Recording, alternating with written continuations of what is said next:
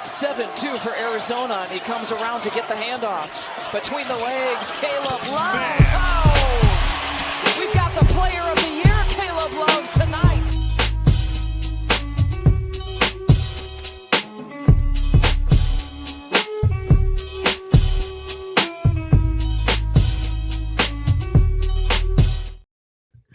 All right. Hello, everyone, and welcome back to Basketball in the Mountains. This is episode 66, and I'm your host, as always, Tyler King, here to talk all things hoops in the Mountain Time Zone. And today we're talking about the first loss of the season for Arizona. We'll get into all of that and some NBA stuff with some interesting stuff going on with the Nuggets and the Jazz as well. But obviously got to hit on Arizona's first loss of the season, which came last night at Allen Fieldhouse to the Kansas Jayhawks, the Darryn Peterson-less Kansas Jayhawks, but nonetheless, the Wildcats had their 23-game win streak snapped, which was the longest win streak in program history, the best start to any season in program history. So to break that game down and all of the other stuff, we've got a repeat guest. We got my good friend Caleb Wilfinger from Pickswise on the show. Caleb, how you doing? Doing great. Enjoyed a hell of a basketball game last night. That was everything great about college hoops was on display. Yeah, it looked like an awesome environment at the Fog. The student section was, I'm always like surprised whenever I watch KU games, even though I've been watching KU games for 20 years now, but how big the student section is at Allen Fieldhouse, and how into it the game they were. Like, that's kind of been something that I've been maybe disappointed with in some of the younger generation a little bit when I turn on some games, or if I go to games here in Colorado, the student sections aren't as into it as you would want, but the KU students last night were as fired up as you can be, and that seemed like an awesome atmosphere, which is unsurprising because now Bill Self is 40-0 on Big Monday. So that was kind of one of the stats going in that, well, Arizona's going to either have to get their first loss of the season, or Kansas was going to have to get their first loss on Big Monday under Bill Self. So just kind of, what was your biggest takeaway from the game? Obviously, no Darryn Peterson in this one, but I know you watched this KU team a lot and know them really well, and you felt like going into the game that they had a shot to knock off Arizona here. Just kind of, what was your big takeaway? Yeah, I mean, this was a game that I had circled. I'm sure a lot of Big 12 college hoops fans had this one circled. Kansas, who really since the loss to West Virginia in Morgantown in early January has sort of turned things around. It started with that blowout win over Iowa State at the Fog in sort of a similar situation. And then, since then, they've been playing so well, and a hallmark of that has actually been how well they've been able to play without Darryn Peterson, in the lineup. They won multiple road games, and without Peterson, or at least one road game without Peterson in this 7-game stretch. They also, he didn't play for the second half. It's well documented against BYU. So there was some confidence, I think, that even without Peterson, I thought that they could still. I mean, it was a shock thing before tip-off, but I was like, oh man, yeah. I was looking forward to it. It was a bummer that he was out. You obviously want to see the number one player, potentially in the NBA draft on a massive stage like that. We just saw what he did in the first half against BYU. the number one team in the country. Yeah, you want, and then setting up to be one of those games. Yeah, it seemed like a very weird circumstance. Obviously, there's plenty of conversation about that we'll get into, but in terms of just the actual game, and I thought Kansas had a great shot just because matchup wise and defensively how they operate. Yep. And you could tell the game plan, on this short notice. I thought it was one of Bill Self's finest coaching jobs in years. Just the physicality. Arizona's so great on the glass. They make everything so difficult. Yep. They're so good in passing lanes. And Kansas, outside of some early turnovers and stuff, I thought was very composed. And the thing about this Kansas team, from following them all year, they don't play any guys. They play 7 guys with Peterson, pretty much. Yep. Now, Marco Jackson and Jamar McDowell coming off the bench. And Jackson was coming off of an injury that he had been sidelined for about 3-4 games. He came back, made some nice contributions. McDowell, I thought, played the best game of his season in that starting 2 role. So there was a confluence of things that had to happen for Kansas to win this game shorthanded. And pretty much all those things happened. Even you get a very weird game from Melvin Council where he's 6 of 25, and he made some 10 of 11 from the free throw line though. Yeah, right. That helped. But all the other stuff in the box score was so great from him, and you could watch, and sort of his dribble penetration was so key. Yep. So, and Council, is sort of a beloved Jayhawk at this point. So he was instrumental. But I think the biggest story that you and I both in our brief texting last night, walked away from this game was Flory Badunga, and an Yeah. absolute masterpiece that he put together. And it got me thinking about some of the great big men in the Kansas program, in my sort of lifetime of watching them and following them. And I said, rather maybe rashly, maybe correctly, that I think he's the best big man that they've had since Embiid. I mean, At least defensively, I think you're absolutely right. At least like Udoka Azubuike was an absolute force in terms of lobs and anything inside of 5 feet, and he was a great, he was still a great defender as well for his size. But Flory has more speed, better wingspan, just a more athletic overall player. And David McCormick, beloved Jayhawk, national champion, made some crazy plays in the run for them, but wasn't this two-way force by any means. Yeah. More of a guy that was an older player that got incrementally better over time. So Flory Badunga, I mean, Krivas is an animal, and for Flory to have some of the plays he did against Krivas, I thought was so impressive. And it was just a great game. It was a great college basketball game. I thought Arizona played like admirably. I don't think they played great. I don't even think Kansas played great. But that was sort of the beauty of it. Is it was a very imperfect game. There were sequences where the ball was everywhere and guys were flying on the deck, and open shots were missed. Ton of shots were blocked by these monster big men. Scrums on the floor.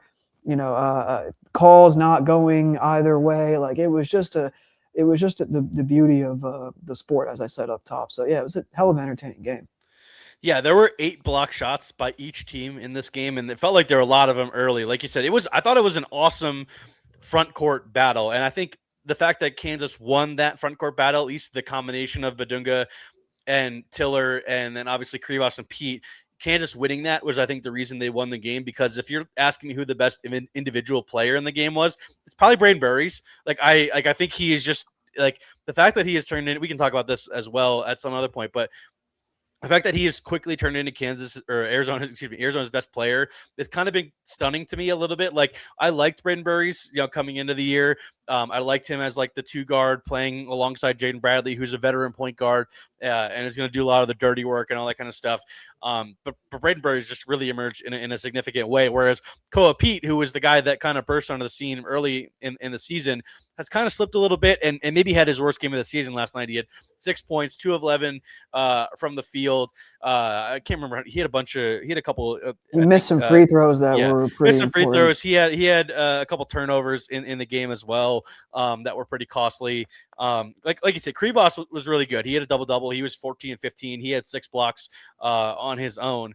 But Kansas being able to have the combination of Badunga and Tiller be more impactful than Krivas and Pete was, I think, the reason that they won the game. And I think from an Arizona perspective, like I don't think it's overly concerning because there are not many front courts like that in the country. Like usually the reason Kansas or Arizona has been so dominant to start the year is because no one can really match what Arizona has. And that's not just Pete and Krivas. Like it's Awaka coming off the bench who has made really, really big impacts in games, especially lately. But he had 6 points off the bench. Like he wasn't overly impactful for the Wildcats last night. I can't remember. He didn't even play that as many minutes usually. He played like 17 minutes. He was -3. There have been games, lately where he's had a monster impact off the bench. So I think Kansas just kind of being able to limit those front court guys was the biggest reason that they won. Do you agree? Yeah, absolutely. And it was more of this style of game as well, I think, was more in Kansas's, lane. I thought Arizona did a great job of handling the crowd in the first half. And yeah, I mean, Arizona's doing a great job forcing turnovers, kind of getting out just some easy transition buckets, and just kind of their offense in general was clicking well early. But the last 30 minutes of the game, Kansas was kind of doing whatever it wanted to. The second shot opportunities for Arizona in the first 40% of the game were so big. Kansas's half-court defense all season, but especially in this last month, is just excellent. I mean, they communicate very well. Garrett to Tommy Lloyd and that staff, there were a couple set plays Arizona ran off timeouts that I thought were really sharp. Yep. But in general, I thought that Kansas defended the first shot extremely well for Arizona. And Kansas wants you to take difficult threes, and Arizona doesn't take a lot of threes. So it wasn't like a matchup that was super poor for Arizona in that regard, even where, they just had a bad shooting day from 3. They were all right. They don't take a lot of them anyway. So I thought it was really impressive that the just you could feel the effort in the game, which is something like it was like through the TV screen. You could feel that. I can only imagine being, courtside for just the immense, like every shot that goes up, there was a foul that wasn't called on somebody, like under the basket. And that was just like, they were just like, the refs definitely called it. Obviously, there were some misses here and there for both sides, I thought, but it was just the purest expression to me of like, go out there and, the old cliche, who wants it more thing. And the thing that this Kansas team, that from someone that follows them, that grew up a fan and follows them, very closely, compared to the last couple of years, is the want and the effort and the tangibleness of the togetherness of the group is so different. And they're a team's team. They are like a college basketball team in that way. And there are some other teams, in the country this year that I think are like that. In the Big 12, I think Houston's like that. Iowa State is like Iowa that. State is definitely like that. Texas Tech. Yeah, Texas. Well, then Texas Tech, they only play like 5 guys, so they really like. And that. It's really 3 guys, to be honest. Yeah. It's a couple shooters and Toppin and Anderson. So the Big 12 has, I think, Big 12 fans are so fortunate to watch a lot of these teams play, because these are not like mercenary for hire sort of teams. These are like in the mud together, at least a year. A lot of or freshmen two. in the conference this year too. But it's cool because it's freshmen joining these veterans. Yes, like even with BYU, yes, you have DeBonta, but you're joining Richie Saunders and Keita and the likes of that. Houston, all their veterans plus Flemings. Iowa State, their core's been together for a couple of years now. Yep. So, and even with Kansas, like Flory was backing up Dickinson last year.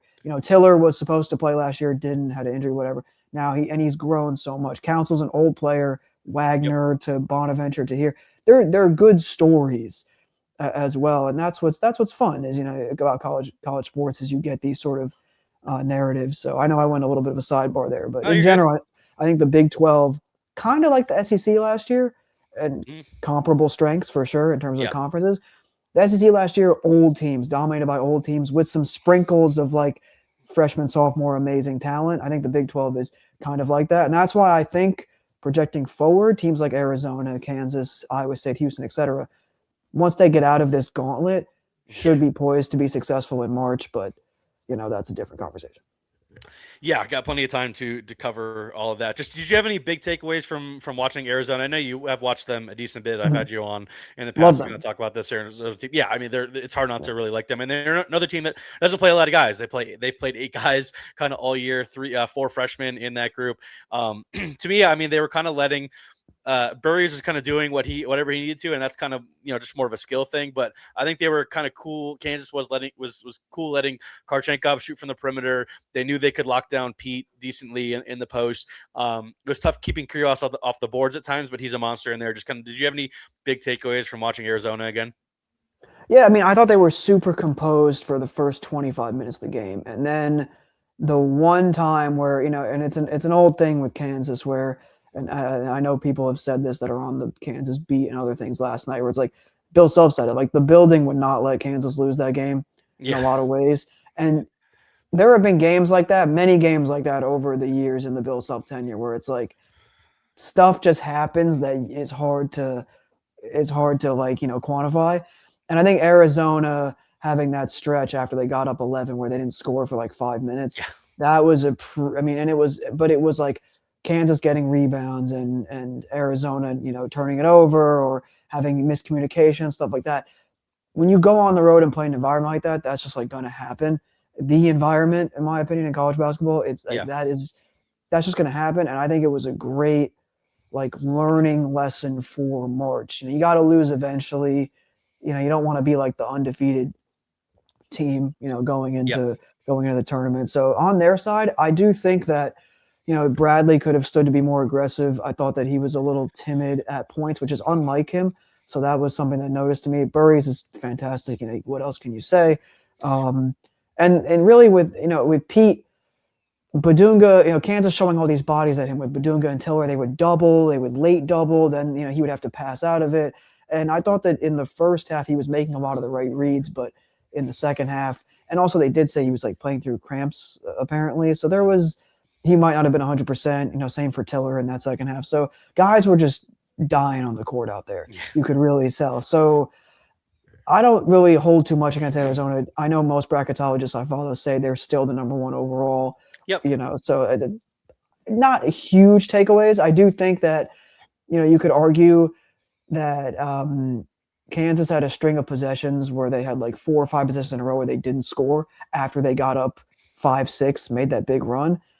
Arizona's offense was pretty clunky in that stretch. In the entire last, second half, Arizona's offense was not that great. Yeah. Yeah, there were spacing issues. Guys were getting the ball passed to them with a lot of late 7 shot the clock shot stuff. clock, Yeah. like it was like a grenade. So in terms of execution, and we saw it with Duke the other night, these really good teams, sometimes because you would forget they're still in college. And environments and momentum and everything, like you have to experience. Arizona is such a young team still, really. Yeah. Right. You have to experience something. So we're gonna know. I mean, they have a gauntlet coming up. So I think it's a great moment. I mean, Iowa State, Houston, et cetera. They're gonna get a chance to prove. Starting last night, they have 6 of their last 8 games are against ranked teams, and I think 2 of them. That was the only one. There's only one other on the road that's at Houston. But like you said, they've got Texas Tech at home this week or this Saturday. Then next week they've got BYU at home and then at Houston. Then they host Kansas at the end of the month, and then the week after that they host Iowa State. Like the only non-ranked games they have in there at Baylor and at Colorado, which are both winnable, very winnable games for them. So it was bound to happen basically for Arizona. Like, and that's something we talked about it. Yeah, with their gauntlet of a second half schedule compared to the first half, and like you said, even they could be undefeated heading into BYU or heading into Kansas or whatever, and that's what ended up happening. And obviously, they got. I will say, and it goes to your point, they had the worst conference strength of schedule amongst all Big 12 teams before today or yesterday's game.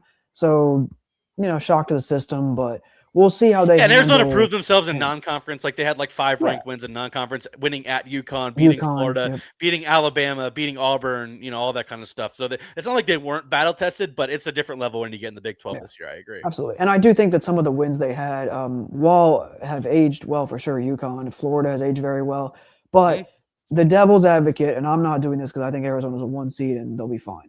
The devil's advocate is Florida wasn't what they are now. They was the first game they didn't know how to play with their team yet, their backcourt. And UConn was missing. They didn't have Braylon Mullins. I don't think and they were missing. I think they were missing Terrace Reed in that game too. Terrace Reed did play. Yeah. Yeah. So not the best versions of those teams, but that's kind of semantics. Yeah, it was expected. Like Arizona was not going to go undefeated, but I still think it was an interesting game to talk about because of the way it happened. Like I haven't seen anybody control Arizona's front court, mostly Koa Pete. Even though I haven't loved kind of what he's done in most of Big 12 play, he's still been able to kind of get his usual production, and he just wasn't last night. So I thought that was notable. Before we move on, we got to talk about the Darryn Peterson thing just because of the Jazz perspective here on this podcast. Like that is, I think this is something I talked about last week with my guy Chandler Holt when we talked about the Jaren Jackson Jr. trade. And we'll talk about Utah and some of their tanking tactics at some point today. But I still think that the number one scenario for the Jazz the rest of the way is obviously keeping that pick, staying in the top 6, but having it jump up to 1 and being able to add Darryn Peterson to what I think is already a really, really nice core of 4, maybe 5 guys heading into next season with Keontae George, his emergence this season, and then obviously Larry Markkinen, Jaren Jackson Jr., Walker Kessler. If you're able to slot Darryn Peterson into that 5th starter spot, now he wouldn't be the 5th starter because I think Darryn Peterson's a ridiculous player, but that's kind of the ideal scenario. But last night I think was the first time that I was like, I can't really defend this one with Peterson sitting out. Like obviously he went through warm-ups and all that. And like you said, we get the notification. I think Pete Thamel from ESPN broke it like 10 minutes before the game that he's got flu-like symptoms and he's not going to play. Obviously somebody took a video. We can get into all of that. The video of the guy texting and how I'm unverified, whatever was going on there. With him kind of basically saying he didn't want to play during shoot around because he was half-assing it, whatever. I'm not going to sit here and say that's true, but last night was the first time, like the cramping stuff against BYU and some of the knee stuff he's been dealing with throughout the year. Like I've been willing to defend Darryn the entire time and just kind of write it off as like a guy who knows he's going to be a top 3 pick, maybe even the number 1 pick. just kind of playing it safe, in the middle of the season, and kind of what he did at Texas Tech last week, kind of the heroics he showed late in that game kind of eased some of those concerns for me as well. But I just couldn't defend last night. What do you have anything kind of to say about DP and kind of the weirdness that's been going on for a couple weeks now? Yeah, it is weird because, the early season, like you said, like the knee and like some of the hamstring stuff, I was like, don't play. Absolutely don't play, and not even just, just for like don't seriously re-injure that, those are, real concerns you have whenever you hear like hamstring or knee, you're just like, oh God, like don't play. So that didn't even register to me. The BYU thing was so weird just because it was one of the best halves of basketball I've ever seen an individual play at the college level. Crazy. Yeah. And then he comes out and plays the second half, first couple minutes, and takes himself out. We have no idea the context of that. It was just weird. I know people were like, oh, he's not, if he's cramping, why isn't anybody like working? Why isn't he having someone like work on him to like try to get back in the game? He's just kind of like sitting there with like a towel and just like not looking at all interested in coming back in. I was still willing to write that off, but yeah, go ahead. Yeah, and that's the thing is like I didn't really pass a judgment one way or the other because I didn't know, and it wasn't like he didn't want it because he came out there and dominated the game like he wanted. So I don't really agree with some of the armchair internet criticism that he doesn't want it or this and third. Yeah. But then last night, what was so strange about last night is, we saw in the BYU game how eager he was to play and make that statement against in a high-profile game. And that makes perfect sense. That's what all great athletes, you would think. I'm not a great athlete, but you would think all elite athletes at the top of their game, that's what they're going to, to want to do. And he showed that. And that's like, he's a killer in that game. It's unbelievable. And on both ends, the plaudits about his first half, they are not high enough, in my opinion. It's unbelievable how well he played. So then when you have this game, big stage, so much hype around this game, the building, the students were camping out for days, the whole nine. This is, coming off the heels of Duke, Carolina. The Super Bowl's over. People are going to watch this game now. College basketball season, such a great marketing tool for the sport. Yeah. And your shining star, your best player in the country, arguably, is a person you want to play on the stage.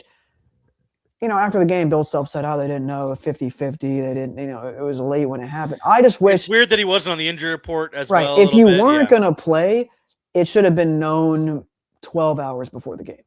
That's the thing for me is don't come out and like an hour before in the final hour, don't play. I think it would have been, a lot of people nationally.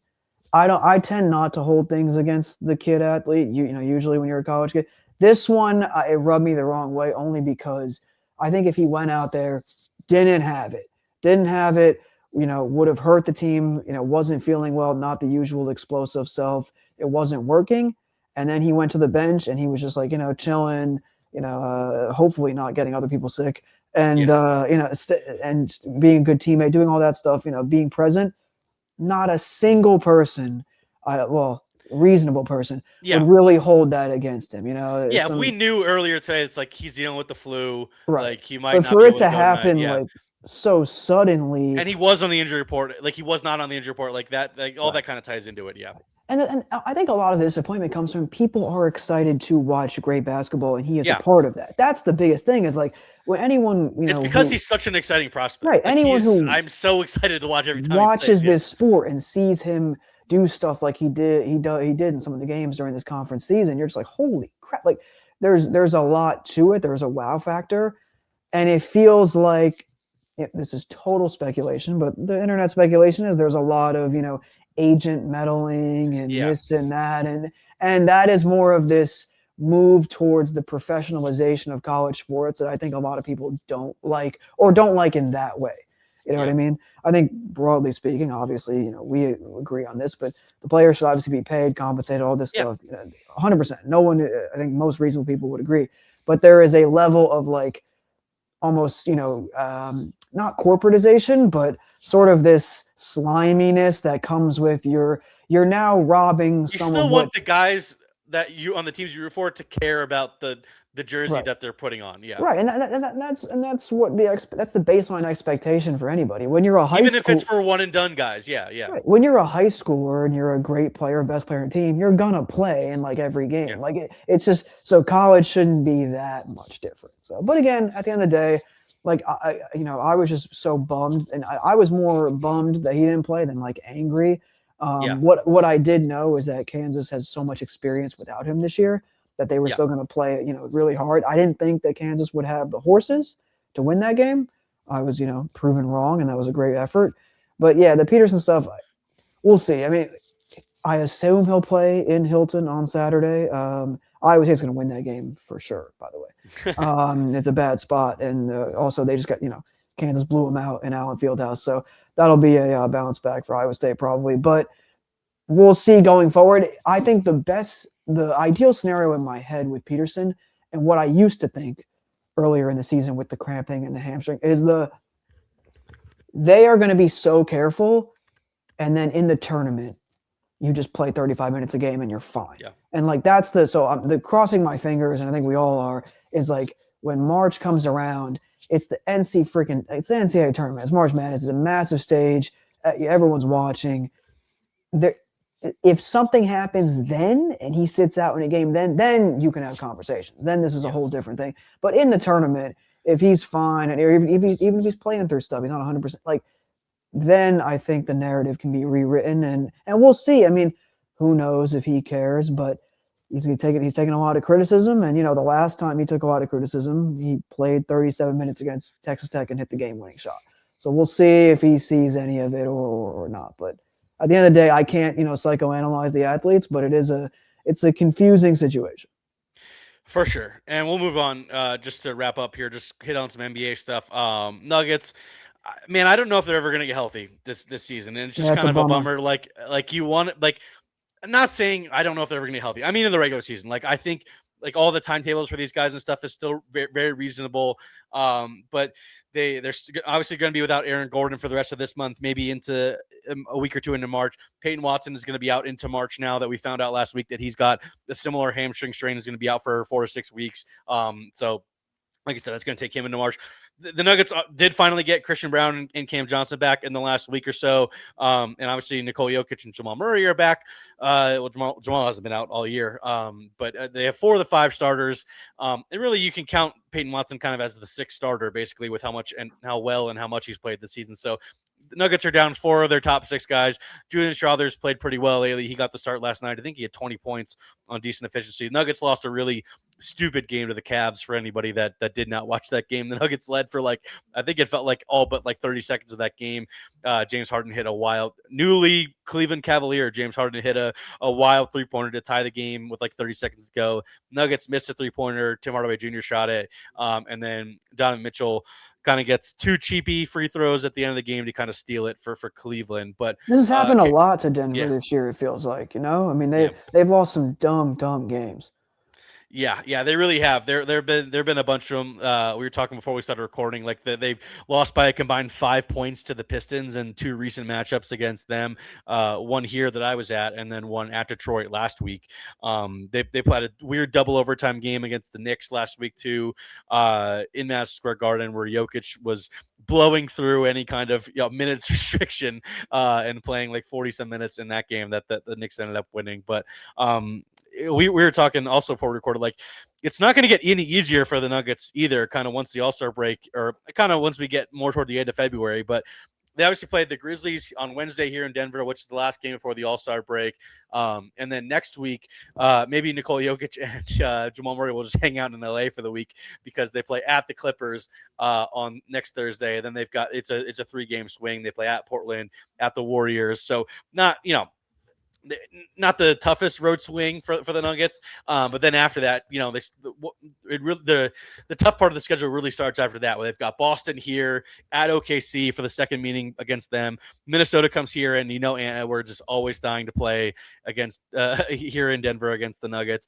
Utah, a road game against Utah's mixed in, but then you've got the Lakers, Knicks, at OKC, home against Houston, at San Antonio, at Lakers. That is all to start March, basically. So the Nuggets, who are right now 3 games behind the Spurs at this point for second place, with the injuries and just kind of the tough schedule, I kind of think the 3 seed is the best case scenario now for the Nuggets.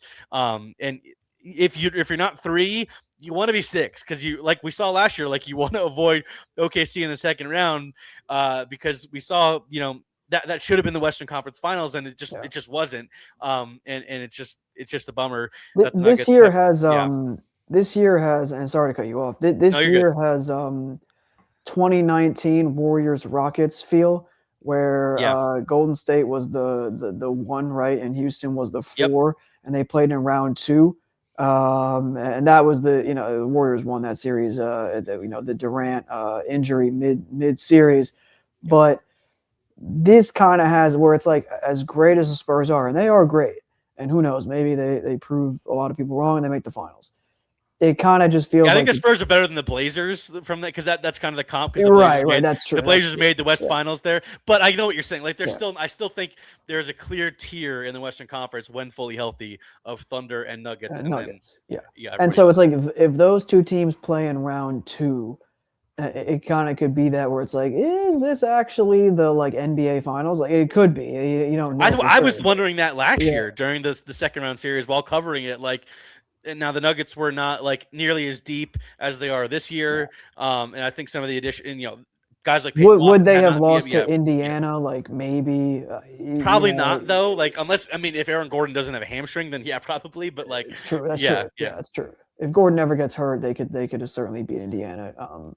That would have been a fun matchup, hypothetically. Now thinking back on it, I just think that in the West this year, I think we might end up staring at that when the dust settles and it's like the middle of May. I could see whoever they play in the first round is not going to be a pushover either. Like, that could be Nuggets Rockets 4-5 or Nuggets Wolves, which we've seen in the last couple of years. Could be the Lakers. I mean, I think the Nuggets in a Lakers series would be pretty decent favorites because of the matchup style, but like, I don't know. It just could be really interesting. And then you could be playing the Spurs in round 2, like before you even get to the Thunder. So, like I said, I still firmly believe, and I know you do too, that when fully healthy, the Nuggets and Thunder are in their own tier, and I think in the entire league.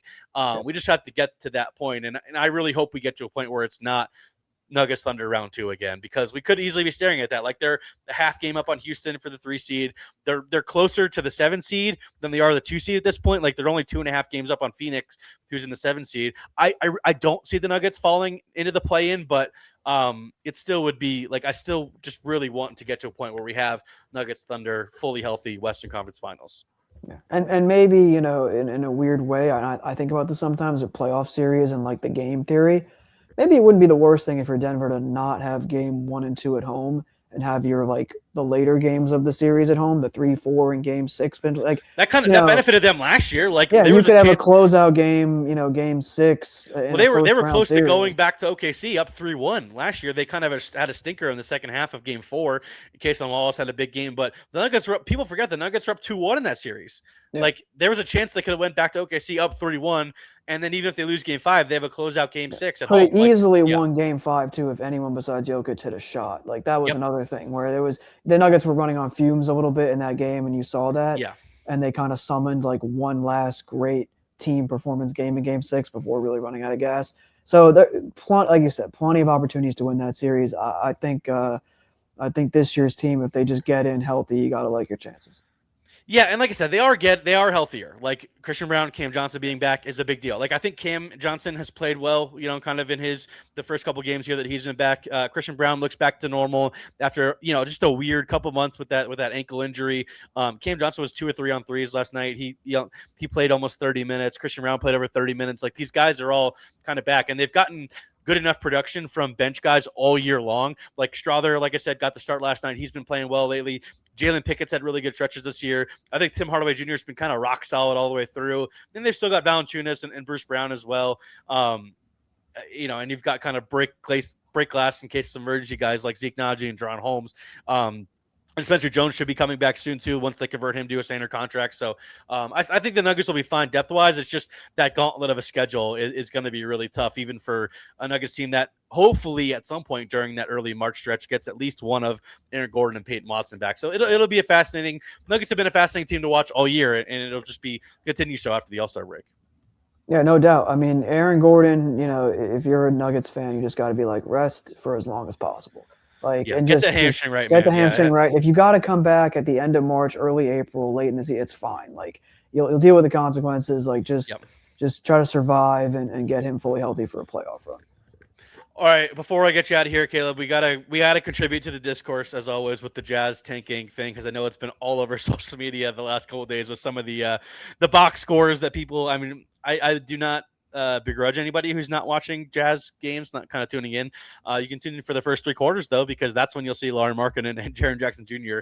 The Jazz actually won a game last night in Miami, 115-111. They really tanktastically blew a game against Orlando a couple days ago to drop that one. But Jaren Jackson Jr., 22 points in 25 minutes, plus 15.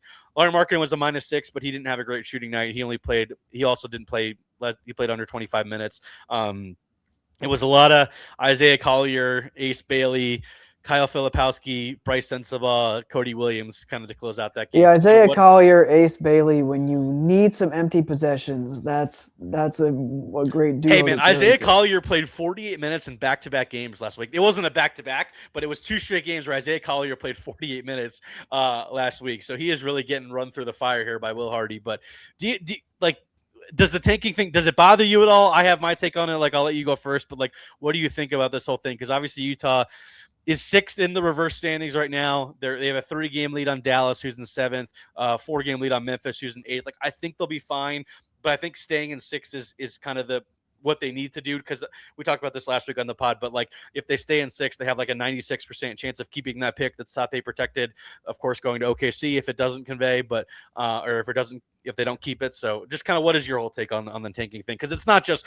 Utah. Like, the Wizards are doing a similar thing of this. Like, right. the Pacers are not going to activate, are going to keep Ivica Zubac out as long as possible with whatever ankle thing he's dealing with. Like, there's going to be a lot of gamesmanship going on. Like, Kyrie's not going to come back at all this year for Dallas, and it'll be interesting to see what they do with some of their vets and stuff around Cooper Flag. But sorry for rambling, but go ahead, give your take on it. Yeah, no, all good. All salient points. It's such a great draft, as so many have written about and talked about, that this is understandable. Now, I don't condone the shamelessness of it from some of these teams. Obviously, I think that's and what social media I think is getting at is it's kind of insulting to the spirit of competition in professional sport. So that's definitely something that I think could be amended, but it's hard to truly find fault with teams doing what NBA teams have done for the last decade. It's what the system encourages right now. Right. And so that is something will have to be done on a more macro level before this sort of behavior stops. And when you incentivize teams with the draft, where I think the top 9 picks could all be stars, it's really possible that happens.